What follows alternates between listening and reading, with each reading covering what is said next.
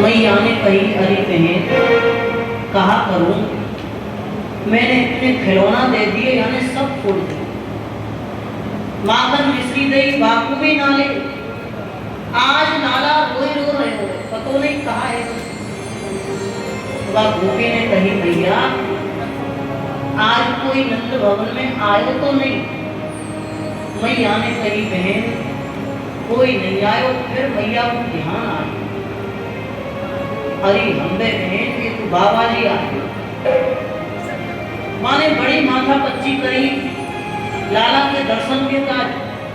बहन वहां पे सांप बिच्छू लटक रहे, मैं बूढ़ी बड़ी डर गई, मेरो लाला को काम हो, मेरो लाला डरप जातो, मैंने बातें मना कर दी। अब गोपी बोली, मैया कोई ना कोई टोना टोटका करो, लाला को नजर कर। मैया ने कही, बहन कैसे हुए। मैया को याद आई, माने जिद में कही कि मैं दर्शन करके ही जाऊंगा। अब गोपी ने कही, ठीक है मैया मैं देख के आऊं, मिल जाए। हाँ बहन देख के ला, यही कहीं घूम रहे हो बाबा जी, कौन नहीं जाए तो लाला के दर्शन को बड़ी जिद करी। गोपी ने आवाज लगाई, बाबा ओ बाबा। अब बाबा तो वैसी परेशान है, दर्शन ना हो पाए। जब गोपी ने कही, चल रे योगी नंद भवन में,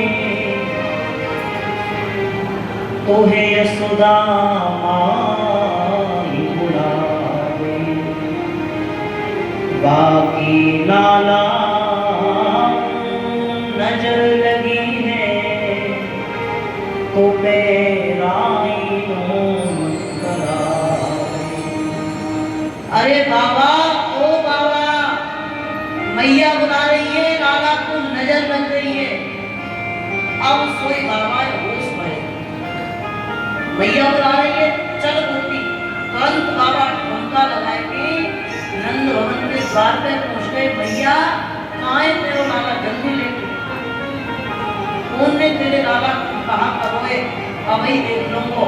अब भैया सब कशु के मालिक बाबा ही कौन है, भोलेनाथ। मैया को बाबा के बिना कोई तंत्र विद्या ना चले, कोई जादू टोना ना चले।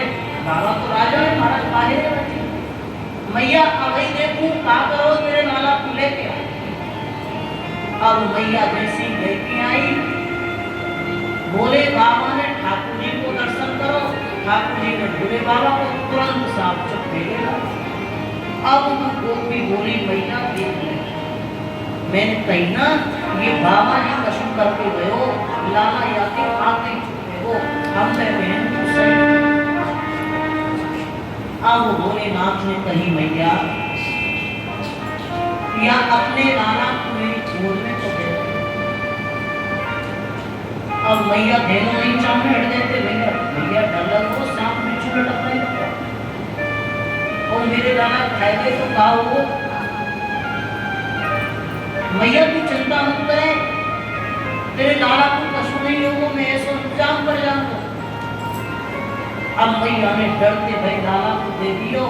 अब भोलेनाथ ठाकुर जी को अपने हृदय पे लगायो। बाबा निहार रहे, जा आनंद के काज बाबा आए दर्शन करवे, ठाकुर जी को स्पर्श मिलो।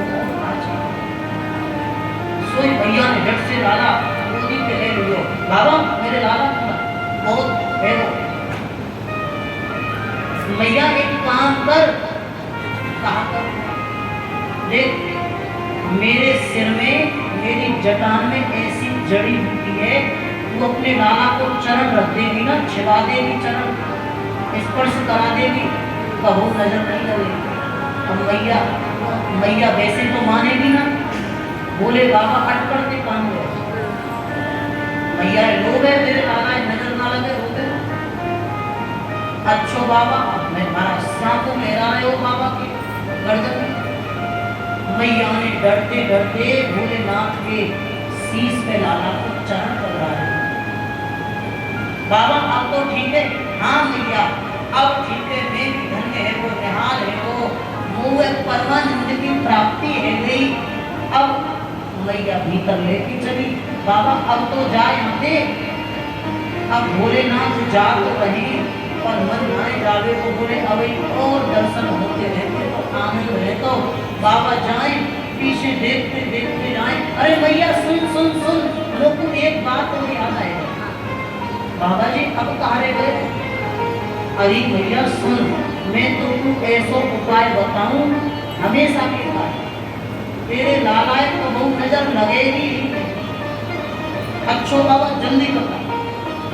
मैया तेरो लाला नहावे धोवे ना, जब मोरी में नाली पे पानी जाए के नीचे मेरी शिवलिंग की स्थापना करा दो। तेरे लाला को चढ़ना मृत तेरे शीश पे गिरे वो भैया मैं धन्य है जाऊंगा, मैं निहाल है जाऊंगा और तेरे लाला को कबो नजर नहीं लगे। मैया ने कही ठीक है बाबा, या काम में तो कोई परेशानी ना है, तू कर। रहे रे योगी नंद भवन में, ब्रज में वासों की जग जग मेरो लाला रोवे, तब तब दर्शन दी। ठीक है बाबा, मैं यहाँ काम करा दूंगी। आज भी हमारे नंद भवन में दर्शन करने जाएंगे तो ब्रजवासी आज भी बोले बाबा को ठाकुर जी के चरणामृत में नवा में खुद हमने भी नवा। ये बात बतावे की तो ना है, लेकिन हम अपना अनुभव बतावे। 2013 से हम कथा कर रहे हैं और बीच में हमारा कोई काम नहीं लगा, नहीं लगा। तो हमने यही आश्रय लिया, नित्य प्रति अपने गोपाल जी को स्नान कराते और साथ मंदिर से चरणामृत लेके बाबा को मिलाते। इतना काम मिला, यानी कि भोलेनाथ इतने प्रसन्न होते हैं ठाकुर जी के चरणामृत से, क्या चाहे सो मिल। ये अचूक उपाय हो सके तो गोपाल जी की आप ही सेवा करो और भोले बाबा को चरणामृत से मिले।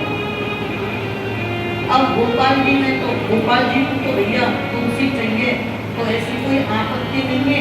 भोलेनाथ और हनुमान जी ठाकुर जी का प्रसाद स्वीकार करते हैं।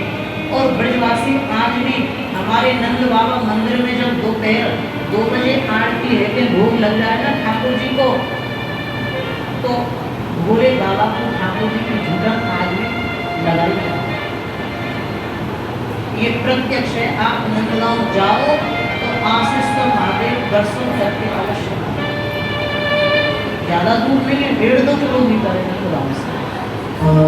बड़ी भैया बहुत अच्छा स्थान है, यानी कि आस लगा करके बाबा वहाँ दर्शन के लिए बैठे, इसलिए उनका नाम आशेश्वर हो गया। और भोलेनाथ अब सब भक्तों की आशा पूरी करते हैं।